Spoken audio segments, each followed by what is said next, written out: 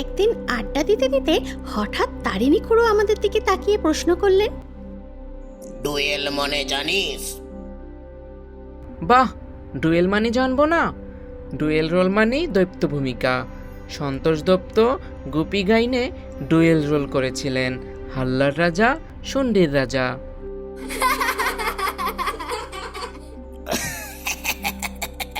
সে ডুয়েলের কথা বলছি না, ডিইউএল নয়, ডিইউএল, ডুয়েল, অর্থাৎ ওই দুজনের মধ্যে লড়াই। হ্যাঁ হ্যাঁ, জানি জানি।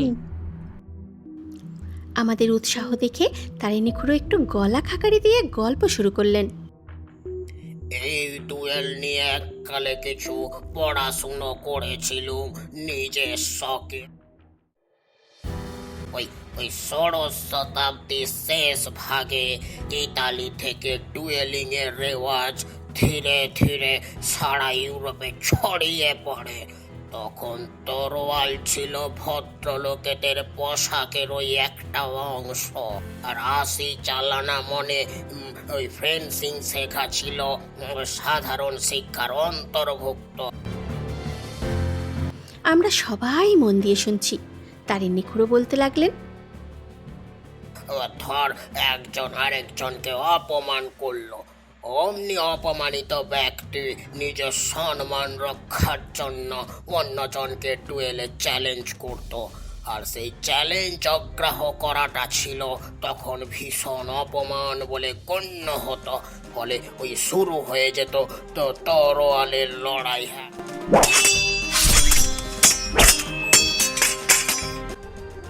মানে শুধু অপমানের জন্য প্রাণের ঝুঁকি? ঠিক তাই। মান যে বাঁচবেই এমন কোনো কথা ছিল না, তবে যে চ্যালেঞ্জ করত সে হয়তো ওই আশি চালানায় খুব একটা দক্ষও নয়, তবুও চ্যালেঞ্জ তো করতেই হতো, কারণ অপমান হজম করাটা সেকালে অত্যন্ত ওই হেয় বলেই গণ্য হতো।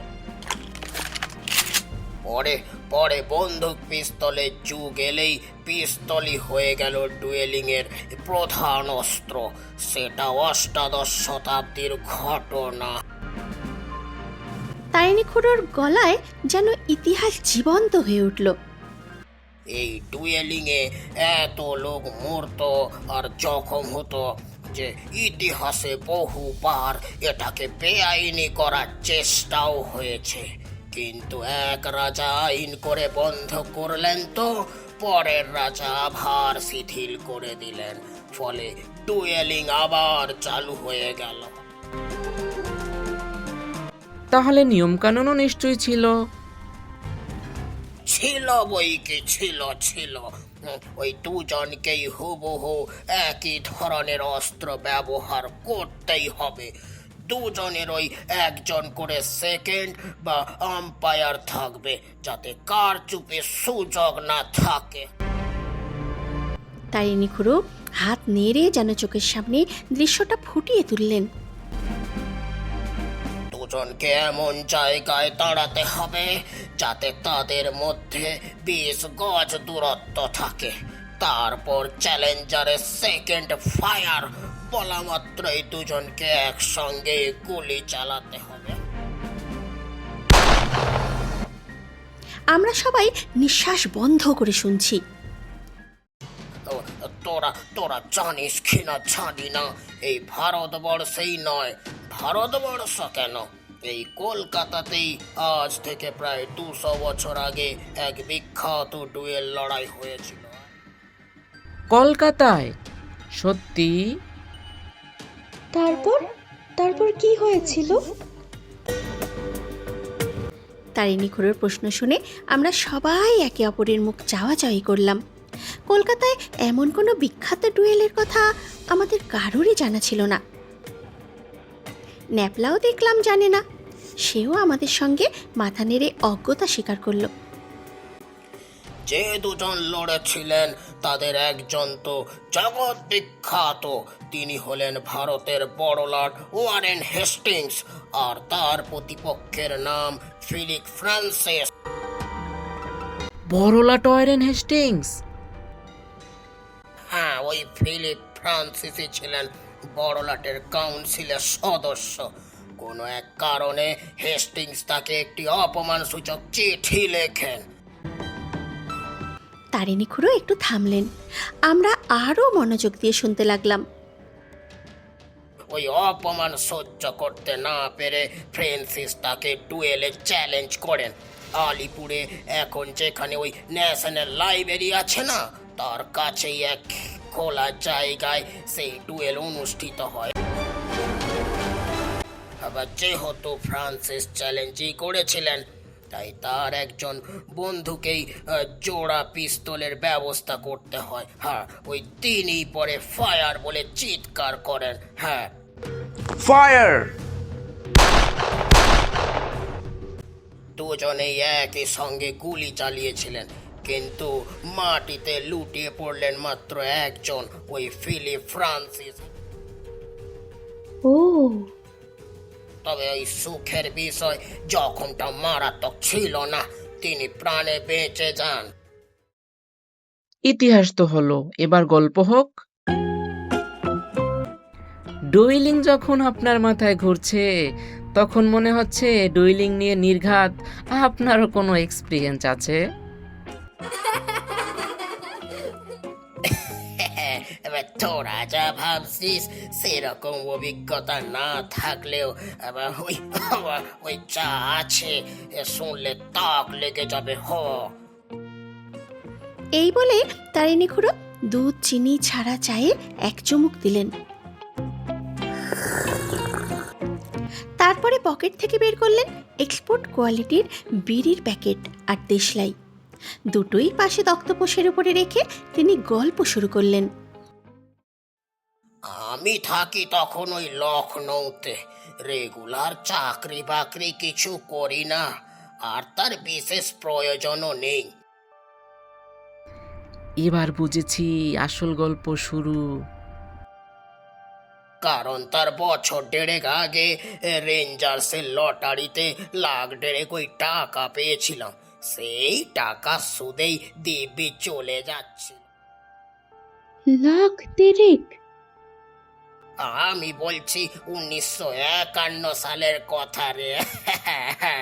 তখনকার দিনে লাখ 1.5 টাকা মানে কিন্তু ওই বিশাল ব্যাপার স্যাপার। আমরা মাথা নাড়লাম। সত্যিই তখনকার হিসেব আলাদা।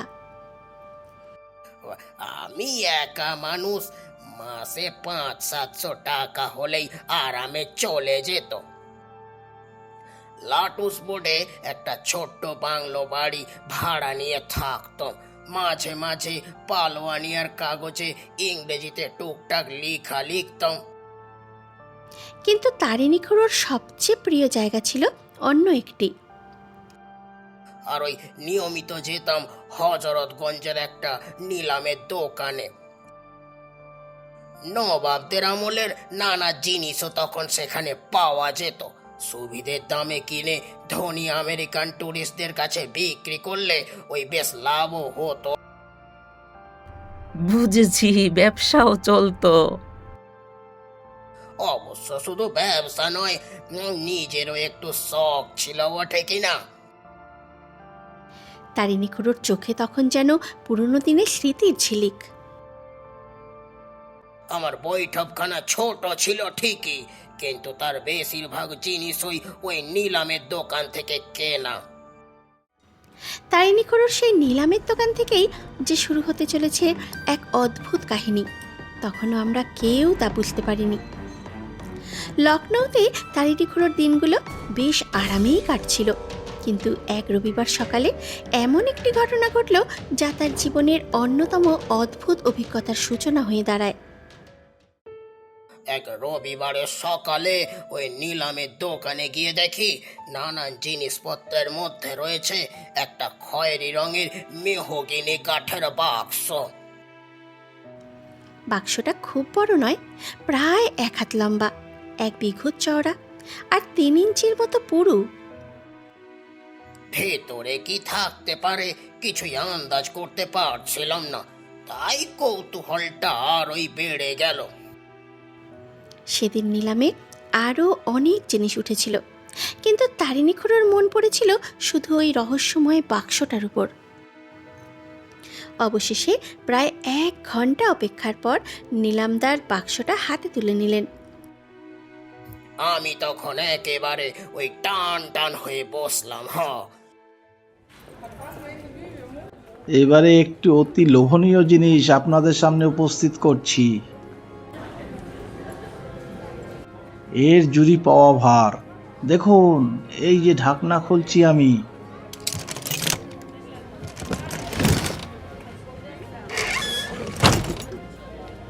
দুশো বছরের পুরনো জিনিস, অথচ এখনো এর জেল্লা অম্লান।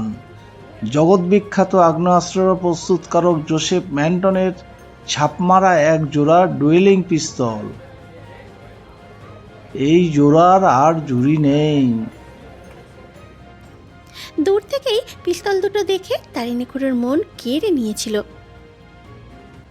এই জিনিসটা আমার তো চাই চাই।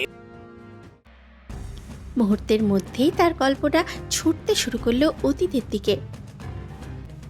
চোখের সামনে দেখতে পাচ্ছিলাম 2 প্রতিদ্বন্দ্বী 20 হাত দূরে মুখোমুখি দাঁড়িয়ে আছে। Fire! আর তারপর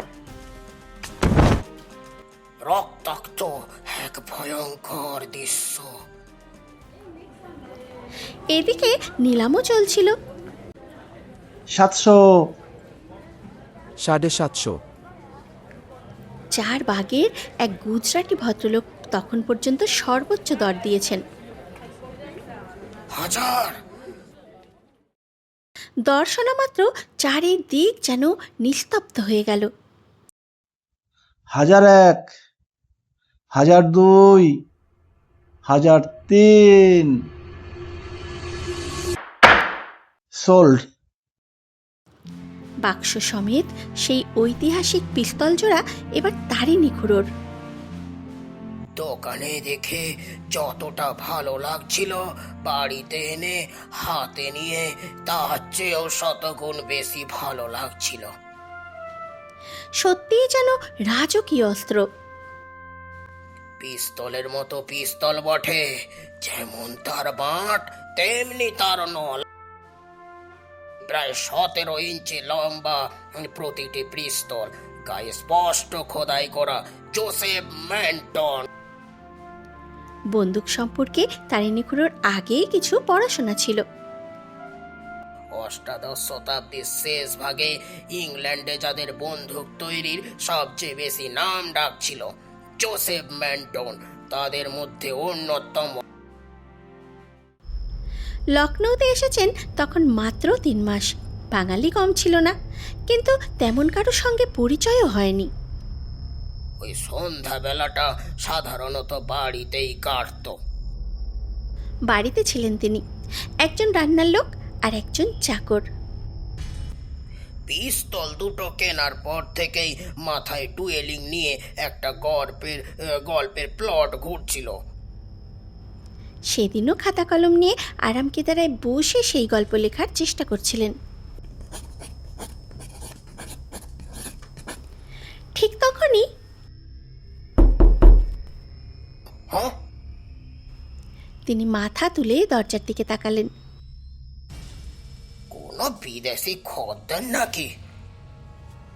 পুরনো জিনিসের সরবরাহকারী হিসেবে এর মধ্যেই তার কিছুটা পরিচিতি তৈরি হয়ে গেছে।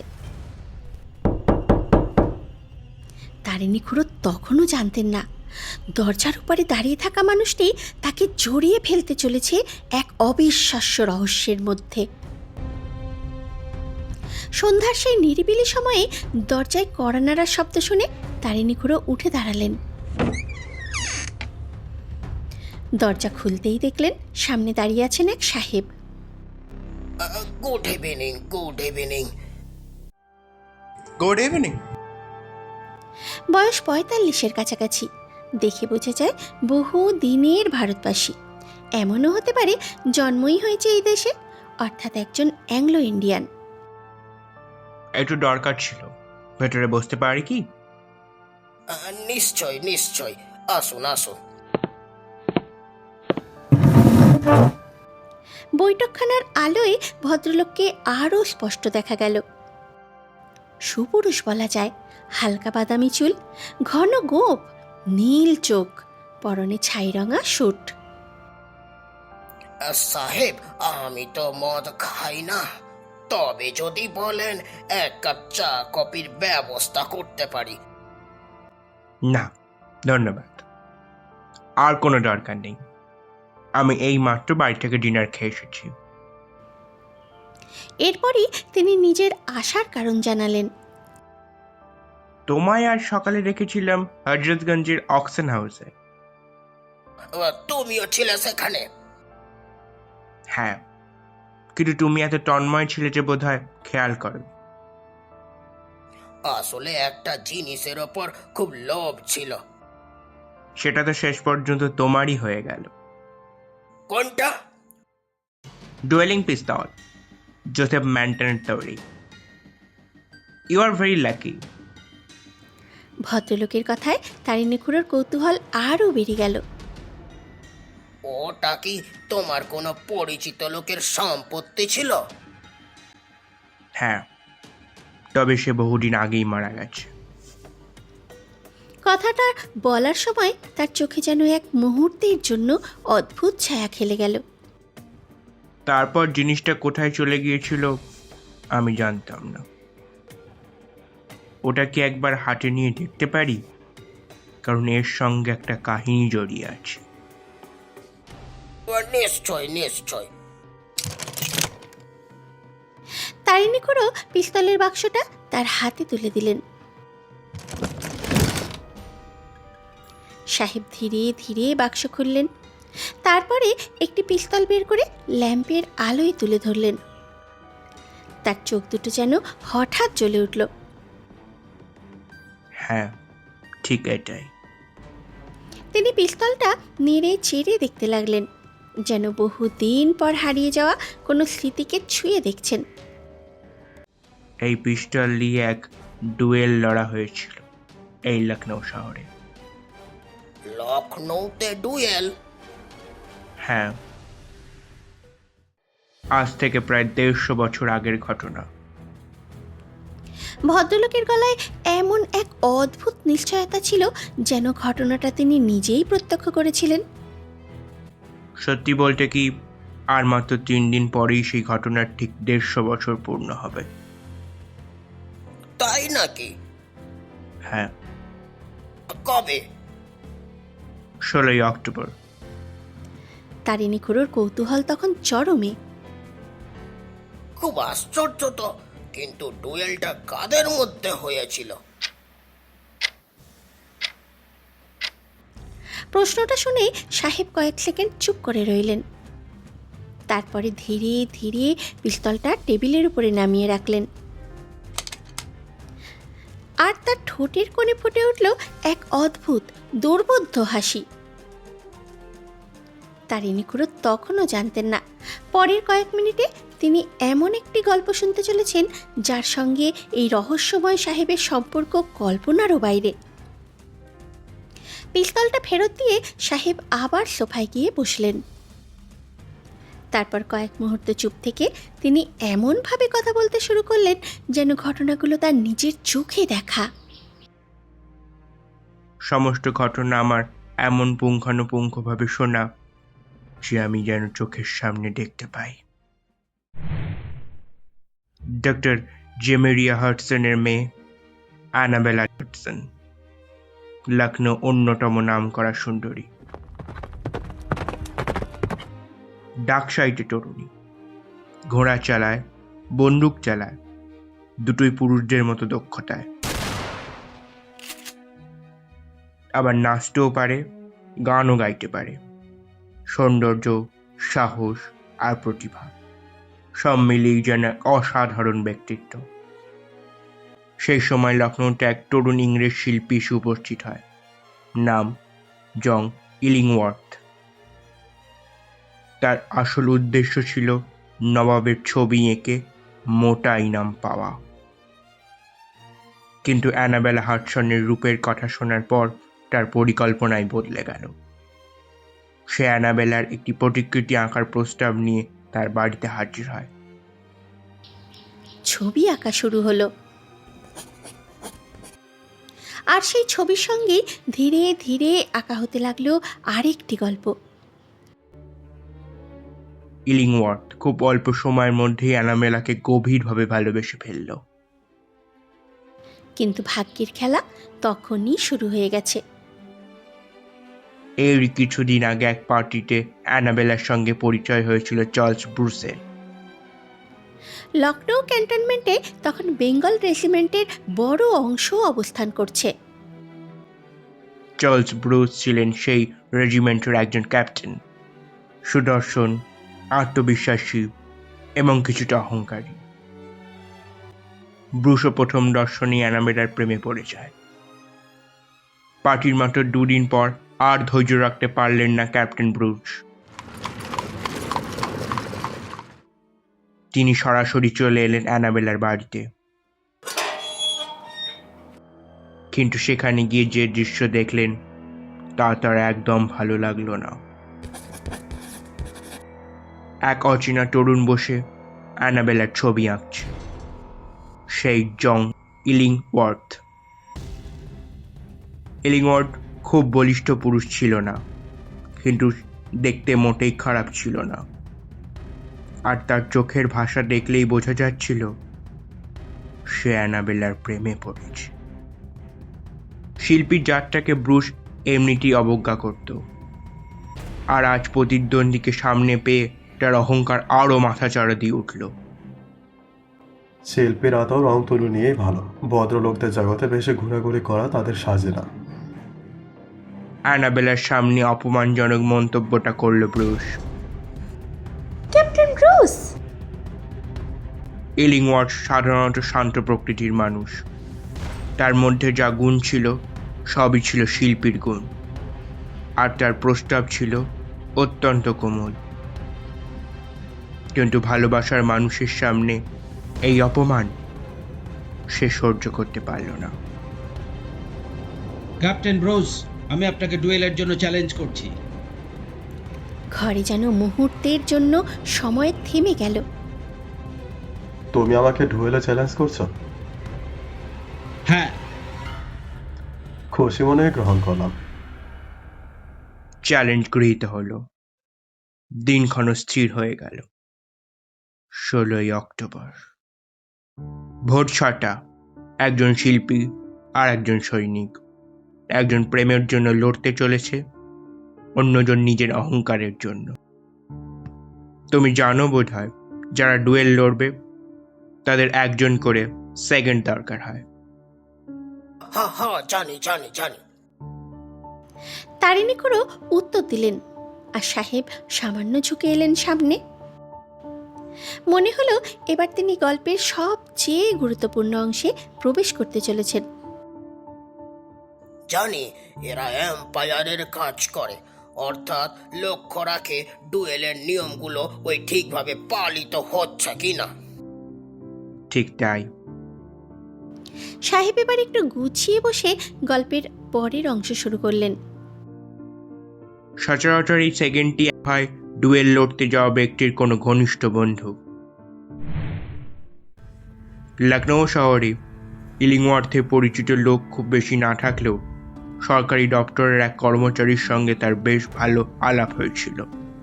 ভদ্রলোকের নাম হেওড্রাম্ট। কি ব্যাপার জন, এত চিন্তিত দেখাচ্ছে কেন? আমার একটা সাহায্য দরকার ড্রামন। বলো।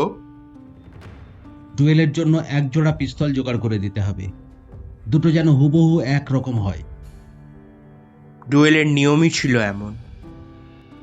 আর একটা অনুরোধ। সেটা কি? তুমি কি আমার সেকেন্ড হবে? বেশ, আমি রাজি। অন্যদিকে ক্যাপ্টেন ব্রুসও বসেছিলেন না। ক্যাপ্টেন ব্রুস তার বন্ধু ফিলিপ মক্সনকে নিজের সেকেন্ড নিযুক্ত করলেন। দিন গড়াতে লাগলো। আরও ক্রমশ এগিয়ে আসতে থাকলো সেই নির্ধারিত সকাল। ডুয়েলের দিন যত এগিয়ে হলো, ফলাফল নিয়ে মানুষের মনে ততই নিশ্চিত ধারণা জন্মাতে লাগলো। কেন? কারণ ক্যাপ্টেন ব্রুসের নিশানা ছিল অব্যর্থ আর রিলিং অর্থ। একটু থেমে গেলেন তিনি। তুলি চালনায় যতই পারদর্শী হোক না কেন, পিস্তল চালনায় সে ছিল একেবারে অনভিজ্ঞ। মনে হচ্ছিল যেন ডুয়েলের ফল আগেই লেখা হয়ে গেছে। এতক্ষণে তারিণী খুড়োর ধৈর্য প্রায় শেষ। শেষ পর্যন্ত কি হলো? কিন্তু আশ্চর্যভাবে প্রশ্নের সরাসরি উত্তর দিলেন না সাহেব। প্রতি বছর 16 অক্টোবর ভোর 6টায় কিন্তু এই ঘটনার পুনরাবৃত্তি ঘটে। কোথায়? যেখানে ঘটনাটা ঘটেছিল। মানে? দিলকুচার পশ্চিমে গোমতী নদীর ধারে একটা মাঠে, একটা পুরনো তেঁতুল গাছের নিচে। পুনরাবৃত্তি মানে? যা বলছি তাই। ওখানে ঠিক ভোর 6টায় গেলে পুরো ঘটনাটা নিজের চোখের সামনে ঘটতে দেখবে। বলছ কি? আরে এটা ভৌতিক ব্যাপার। আমার কথা বিশ্বাস করার কোনো বাধ্যবাধকতা নেই, তুমি নিজেই দেখে এসো। কবে? 3 দিন পর, 16 অক্টোবর। ঘরের ভেতরে যেন হঠাৎ একটা অদ্ভুত নীরবতা নেমে এলো। কিন্তু আমি কি জায়গাটা চিনতে পারবো? আমি তো বেশি দিন হলো এখানে আসিনি। লখনৌয়ের ভূগোলটাও এখনো বেশ ভালো চিনি না। দিলখুশা চেনো তো? হ্যাঁ, সেটা চিনি। তাহলে কোনো সমস্যাই নেই। আমি দিলখুশার বাইরে 6:45 তোমার জন্য অপেক্ষা করব। তারিণী খুড়ো কয়েক মুহূর্ত ভেবে উত্তর দিলেন, বেশ, তাই কথা রইল। চুক্তি হয়ে গেল, যা যুক্তি দিয়ে ব্যাখ্যা করা প্রায় অসম্ভব। সাহেব বিদায় নিয়ে চলে গেলেন। তারিণী খুড়ো কিছুক্ষণ দরজার দিকেই তাকিয়ে রইলেন। আরে, ভদ্রলোকের নামটাই তো জিজ্ঞেস করা হলো না। ধুর, কি যে করি না। অবশ্য সাহেবও তার নাম জানতে চাননি। যাই হোক, নামটা বড় কথা নয়। আসল কথা হলো ভদ্রলোক যা বলে গেলেন।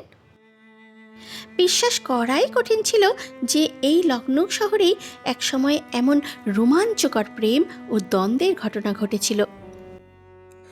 আর আমার হাতেই রয়েছে সেই পিস্তলের জড়া। সেগুলো নাকি সেই ঐতিহাসিক ঘটনার সাক্ষী। কিন্তু শেষ পর্যন্ত ওই অ্যানাবেলা হ্যান্ডসন কাকে পেল? আর আরে সে আসলে ভালোবাসতই কাকেই বা? প্রশ্নগুলো মাথার ভেতরে ঘুরপাক খেতে লাগলো। আশা করি 16 তারিখের অভিযানে সব প্রশ্নের উত্তর মিলবে। ক্রমশ এগিয়ে এলো 16 অক্টোবর। তার আগের রাত 15 অক্টোবর।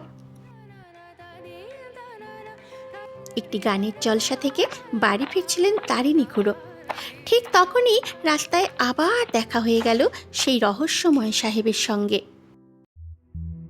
তোমার বাড়িতেই যাচ্ছিলাম। কেন? তোমাকে মনে করিয়ে দেওয়ার জন্য। আমি যে শুধু ভুলিনি তা কিন্তু নয়।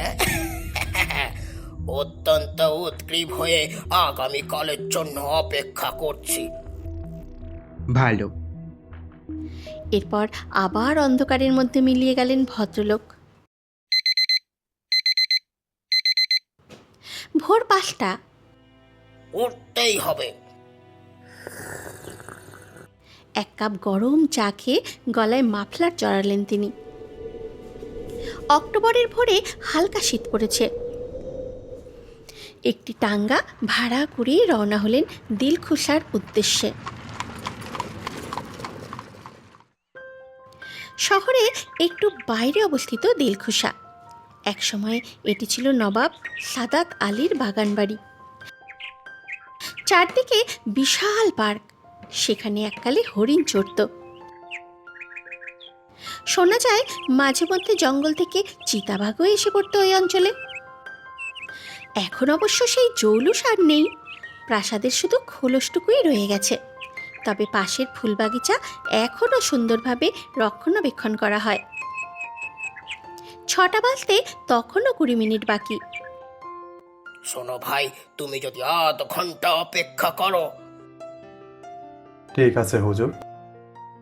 তাহলে আমি আবার এই গাড়িতেই ফিরে যেতে পারবো। ঠিক আছে হুজুর, আমি অপেক্ষা করব। তারিণী খুড়োর সাবলীল উর্দু শুনে টাঙ্গাওয়ালা বোধহয় তাকে খানদানি ভদ্রলোকই ভেবেছিল। গাড়ি থেকে নেমে কয়েক পা এগোতেই একটি অর্জুন গাছের পাশে কাউকে দাঁড়িয়ে থাকতে দেখলেন। ও তুমি তুমি সেই রহস্যময় সাহেব। আমিও মিনিট 5 আগে এসেছি। লেটস গো দেন। চলো সাহেব চলো, তুমি তো পথ জানো, আমি তোমার পিছু পিছু আসছি। দুইজন মানুষ তখন ভোরের আধো আলোয় অজানা এক গন্তব্যের দিকে হাঁটতে শুরু করলেন। সামনে অপেক্ষা করছে 150 বছরের পুরনো এক রহস্য, আর হয়তো এমন কিছু যা মানুষের বোধবুদ্ধির সীমার বাইরে।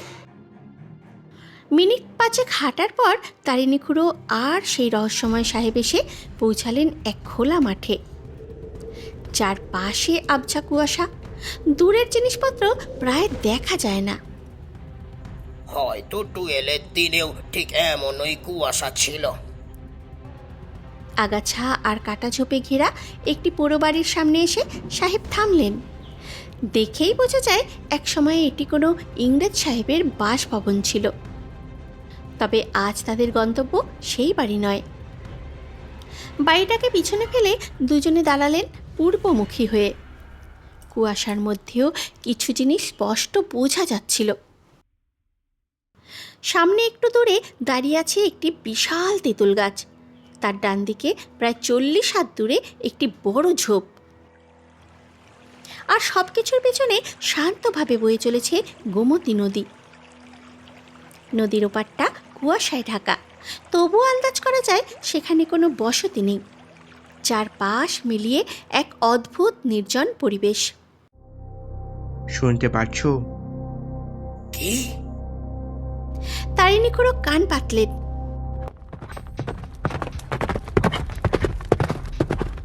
ঘোড়া? তারিণী খুড়োর শরীরের লোম খাড়া হয়ে উঠল। ভয় নয়, বরং এক অভূতপূর্ব অভিজ্ঞতার প্রতীক্ষা। কিছুক্ষণের মধ্যেই কুয়াশার আবরণ ভেদ করে দেখা গেল 2 অশ্বারোহী। তারা আমাদের বাদিকে দিয়ে এসে তেঁতুল গাছটার নিচে থামল। এরা দুজনেই কি লড়বেন নাকি?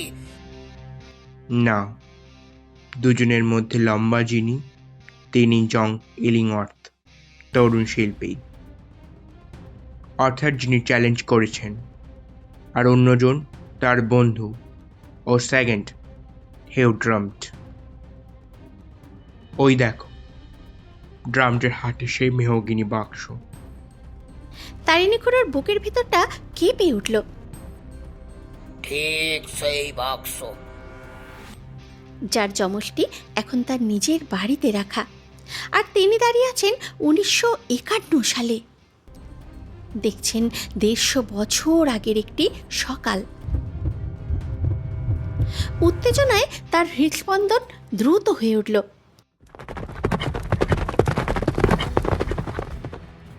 এর মিনিট খানিক পর আরও 2 অশ্বারোহী এসে হাজির হলো, ক্যাপ্টেন চার্লস ব্রুস এবং তার সেকেন্ড ফিলিপ মকসন।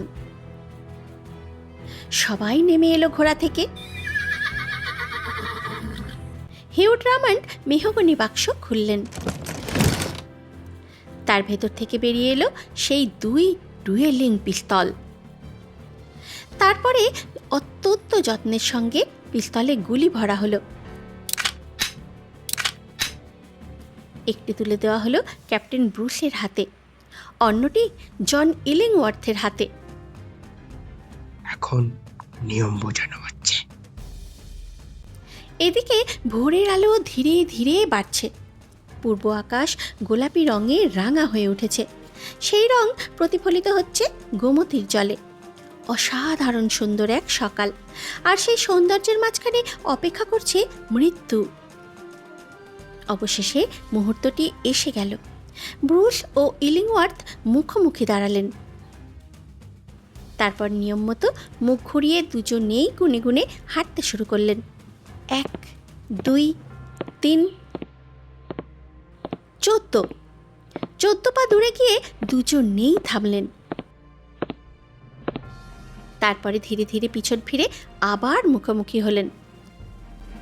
দুজনের হাতেই পিস্তল, দুজনের চোখে ভিন্ন অনুভূতি। একজন অভিজ্ঞ সৈনিক, অন্যজন প্রেমে পড়া এক শিল্পী। এবার শুধু অপেক্ষা সেই একটি শব্দের। আর ঠিক সেই মুহূর্তে তারিণী খুড়ো অনুভব করলেন ইতিহাস আবার নিজেকে পুনরাবৃত্তি করতে চলেছে। এতক্ষণ পর্যন্ত যার পাশে ছিল মৃত্যুর মতো নীরবতা, কিন্তু এবার দুই প্রতিদ্বন্দ্বী পিস্তল তুলে পরস্পরের দিকে তাক করলেন। আর তখনই স্পষ্ট কানে এলো হিউ ড্রামন্ডের কণ্ঠস্বর, ফায়ার! পর মুহূর্তেই অবিশ্বাস্য দৃশ্য। ক্যাপ্টেন ব্রুস এবং জন ইলিংওয়ার্থ দুজনেই একসঙ্গে মাটিতে লুটিয়ে পড়লেন। একই কিন্তু তার থেকেও আশ্চর্য ঘটনা তখনও বাকি ছিল। যে বড় ঝোপটার কথা বলছিলেন তারিণী খুড়ো, তার পেছন থেকে হঠাৎ এক মহিলা ছুটে বেরিয়ে এলেন। কয়েক মুহূর্তের মধ্যেই তিনি কুয়াশার মধ্যে মিলিয়ে গেলেন। ওই মহিলাকে ফলাফল তো দেখলে, এই ডুয়েলে দুজনের মৃত্যু হয়েছিল। তা তো বুঝলাম, কিন্তু কিন্তু ঝোপের পেছন থেকে যে মহিলা বেরিয়ে গেলেন, দ্যাট ওয়াজ অ্যানাবেলা। অ্যানাবেলা? সাহেব এবার এমন এক সত্য প্রকাশ করলেন যা তারিণী খুড়ো কল্পনাও করেননি। ইলিংওয়ার্থের গুলিতে ক্যাপ্টেন ব্রুস মরবে না, এটা অ্যানাবেলা জানত। তাই সে ভাগ্যের উপর নির্ভর করতে চায়নি। তার দরকার ছিল দুজনেরই মৃত্যু। ফায়ার বলার সঙ্গে সঙ্গে অ্যানাবেলা নিজের লুকিয়ে থাকা জায়গা থেকে গুলি করে ব্রুসকে হত্যা করে। মানে ইলিংওয়ার্থের গুলি? ব্রুসের গায়ে লাগেনি। কিন্তু কিন্তু অ্যানাবেলা এমন কাজ করলো কেন? কয়েক সেকেন্ড চুপ করে রইলেন সাহেব। কারণ সে ওই দুজনের একজনকেও ভালোবাসত না। কাউকেই না?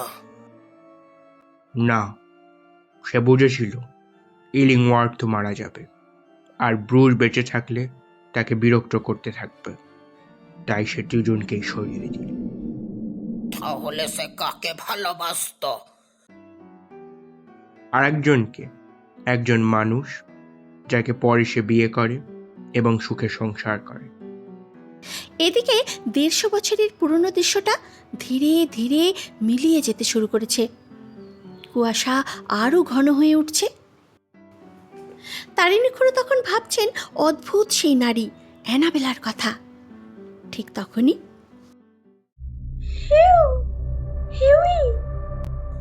কে? অ্যানাবেলা ডাকছে। তারিণী খুড়ো এবার সাহেবের দিকে তাকালেন, আর সঙ্গে সঙ্গে তার শরীরের মধ্যে দিয়ে বয়ে গেল বিস্ময় এবং আতঙ্কের শীতল স্রোত। এ কি? সাহেবের পোশাক কখন বদলে গেল? এ তো আধুনিক পোশাক নয়, এই যে 150 বছর আগেকার পোশাক। তোমাকে আমার পরিচয় দেওয়া হয়। আমার নাম হিউ ড্রামন্ড। ইলিংওয়ার্থের বন্ধুকেই ভালোবাসত অ্যানাবেলা। Good bye. মন্ত্রমুগ্ধের মতো তাকিয়ে রইলেন তারিণী খুড়ো। হিউ ড্রামন্ড ধীরে ধীরে সেই পুরো বাড়িটার দিকে হাঁটতে লাগলেন, আর তারপর কুয়াশার মধ্যে মিলিয়ে গেলেন। টাঙ্গা করে বাড়ি ফিরে এলেন তারিণী খুড়ো, কিন্তু তার মাথায় তখনও ঘুরছে সেই অবিশ্বাস্য অভিজ্ঞতা। তিনি আবার মেহগনি বাক্সটা খুললেন আর বের করলেন পিস্তল দুটো। নলে হাত দিতেই তিনি টের পেলেন পিস্তল দুটো গরম, যেন কিছুক্ষণ আগেই সেগুলো থেকে গুলি ছোড়া হয়েছে। কাঁপা হাতে তিনি পিস্তলের নলটা নাকের কাছে নিয়ে গেলেন। টাটকা বারুদের গন্ধ